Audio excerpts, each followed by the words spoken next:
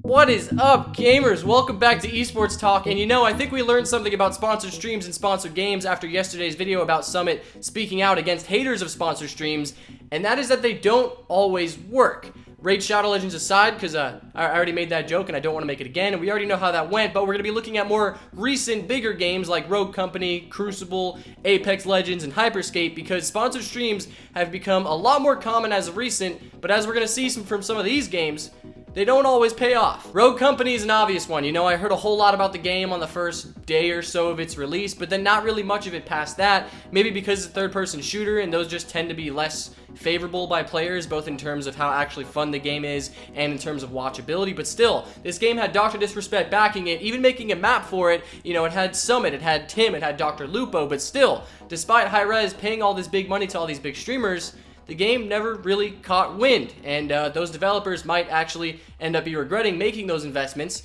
which is something that we're going to be seeing a lot throughout this video. And Hyperscape is another one, because it took kind of a similar route to Rogue Company in that it blew up for the first day or the first couple of days, and then after that it just kind of fell off, despite, in my opinion, it being a pretty interesting and unique battle royale, because it had the hyper mobility, you could fly around everywhere, it had Twitch viewer involvement, it had more dynamicy with the power-ups that you could pick up, and still it had names like Tfue and Nick Mercs backing it.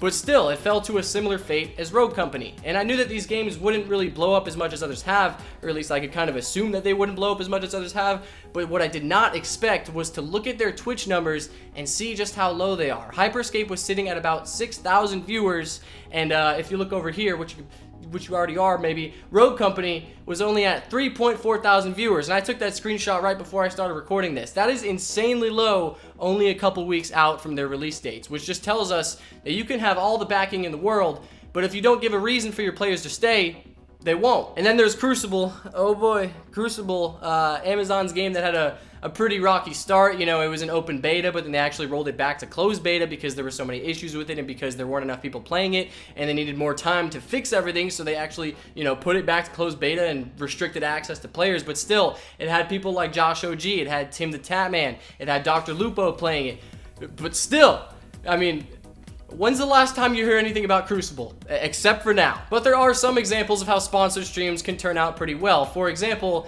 Apex Legends, who paid some pretty decent money to some of the top streamers like XQC, Tim, Nick Mercs, Cloakscene, of course, plenty more. And of course, it's not nearly as popular as it was back then.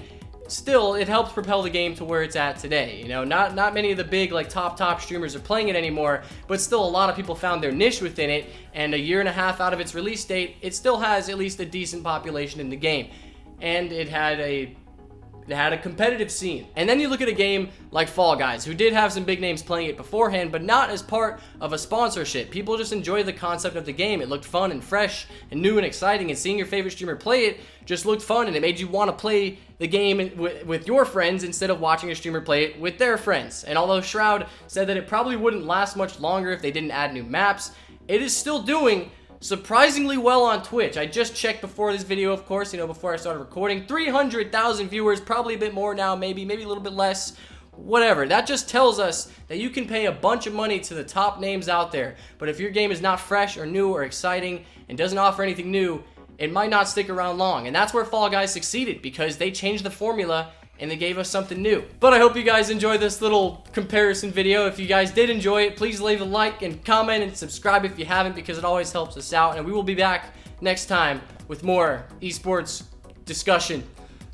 I'll see you guys next time. Bye-bye.